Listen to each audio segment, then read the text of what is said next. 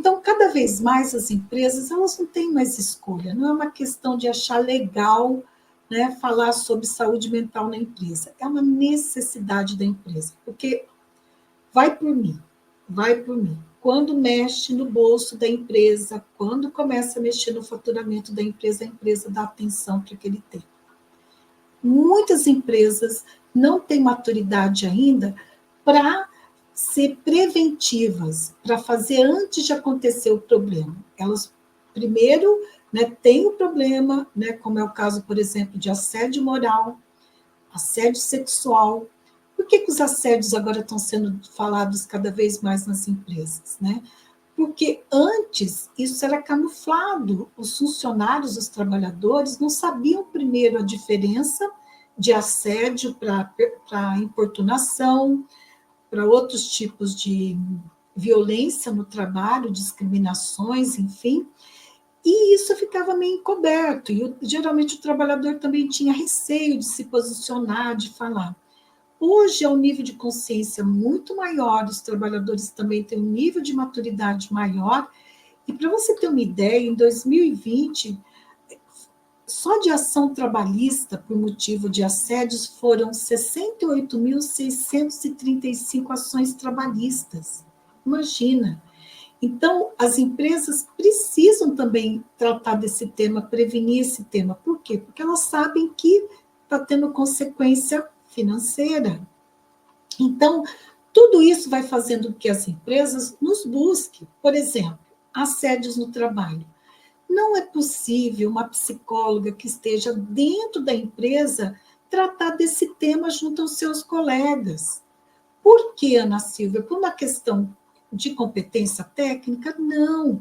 Por uma questão subjetiva, que essa psicóloga ela está implicada naquela cultura organizacional. Ela também, de alguma forma, está sendo afetada pelas relações de trabalho que são violentas ou que têm assédios, mesmo que não seja de uma forma direta, de uma forma indireta. Então, não é possível. O que as empresas fazem, né? Começam a nos chamar, como já aconteceu isso comigo, começam a nos chamar para a gente poder falar desse tema. E tem outras também questões aí de legislação, que eu vou falar lá no projeto para você, uma lei que obriga as empresas a fazerem prevenção do assédio. E muitas empresas ainda não sabem dessa lei. Então, se você sabe dessa lei, e eu vou te contar dessa lei lá no projeto, você já vai ter condições de chegar nas empresas, né, para poder realmente divulgar o teu trabalho de consultoria. E aí, a consultoria, né, essa consultoria que vai te ajudar a fazer 10 mil por mês, é uma consultoria onde você precisa considerar ela como um processo. E todo processo, ele tem suas etapas, né? E a consultoria, que faz 10 mil por mês, né? Que é a que eu apresento para você, que tem o método que eu desenvolvi, e que eu vou apresentar para você o método também no projeto, né? Ela possui 4 estratégias básicas, tá? A primeira estratégia é a definição do problema. Por quê? Porque quando uma empresa nos chama, né, para uma consultoria, ela está precisando de uma orientação, né? Que consultoria vem da palavra consultare, que significa aconselhar. Então, quando a empresa nos busca, ela está com um problema lá de comportamento, né, humano, no contexto do trabalho, e ela não está sabendo como resolver. E aí elas nos chamam e elas falam, olha, eu estou com tal problema aqui. Então, geralmente, ela fala de uma dor que ela tem, de uma dificuldade, de um problema, né? Ela vai falar, às vezes, de prevenção, de querer prevenir? Sim, ela fala de prevenção. Mas as empresas que trabalham na prevenção é a minoria, não é a maioria. Geralmente, as empresas nos chamam porque ela está com um problema, por exemplo, conflito na área de mecânica. Tem a mecânica industrial, é uma indústria, tem a parte de mecânica industrial, e está tendo conflito entre os funcionários daquela área. E aí eles nos chamam e falam, olha, a gente está com esse problema lá.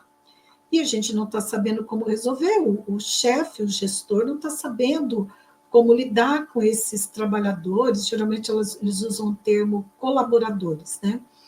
E aí? E aí que nós, que somos, né, cientistas do comportamento, sim, eu sou, você é. Porque se você é psicóloga ou psicólogo, psicologia é ciência, então quem é formado em psicologia é um cientista do comportamento humano. Nós somos os profissionais que temos autoridade para falar do comportamento humano. Ai, Ana Silva, mas tem outras pessoas, outros profissionais que falam. Falam, tudo bem, eu acho que o mercado está aí, né? O conhecimento é para todo mundo, não é exclusivo nosso. Mas nós temos essa profissão regulamentada, nós temos essa autoridade de chegar e poder falar sobre comportamento humano, porque nós somos psicólogas ou psicólogos. E aí a empresa traz para você uma demanda, uma questão que ela precisa resolver. Então, a primeira estratégia, né, a primeira etapa no processo de consultoria é você procurar entender a necessidade da empresa.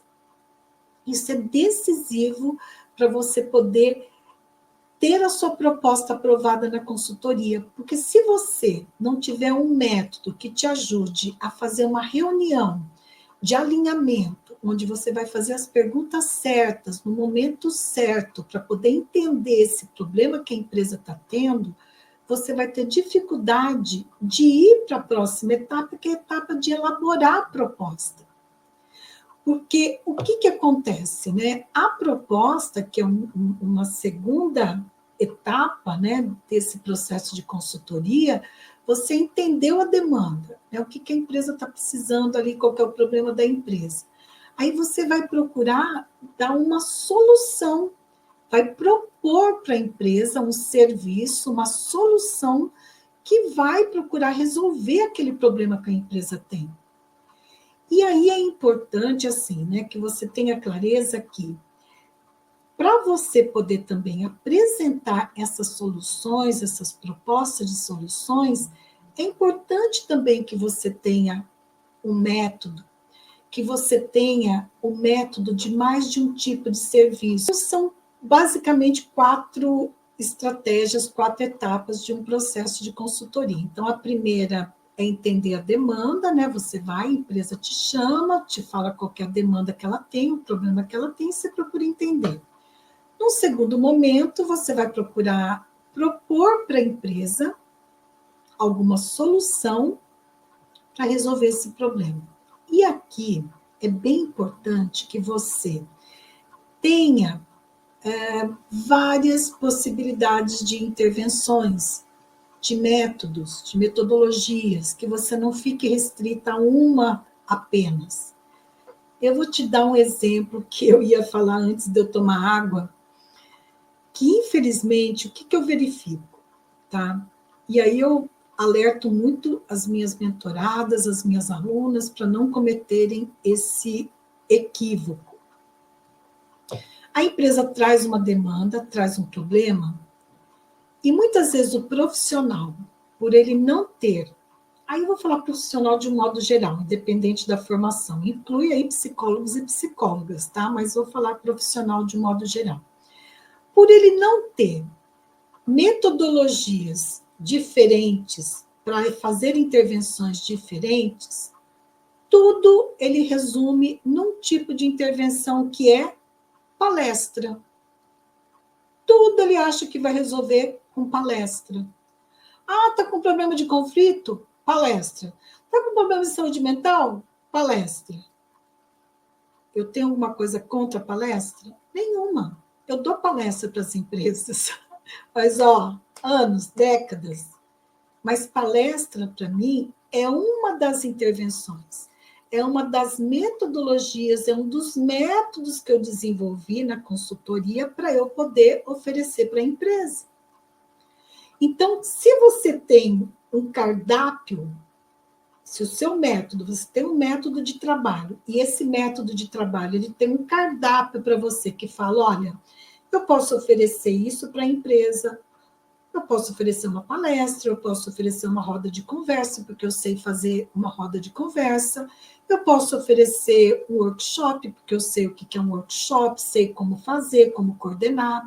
Eu posso oferecer um treinamento, eu posso oferecer um desenvolvimento, porque eu sei a diferença de treinamento e desenvolvimento. Tem pessoas profissionais que não sabem, que eu vejo falando que é desenvolvimento, usando metodologia de treinamento, e isso só vai comprometendo a imagem do profissional, só vai comprometendo a credibilidade desse profissional, porque o pessoal da área de gestão de pessoas, eles sabem as diferenças. E aí você, como profissional, se chega lá no RH e não sabe, não tem nem a metodologia clara, não tem um método de trabalho claro, isso vai mostrar para a empresa sobre a qualidade do teu trabalho e vai comprometer a tua credibilidade, a tua imagem. Então, quando eu tenho um cardápio, né, onde eu tenho métodos diferentes para trabalhar com cada intervenção, eu tenho mais chances de acertar em termos de resultado do que eu só ter uma alternativa quando a empresa tem um problema.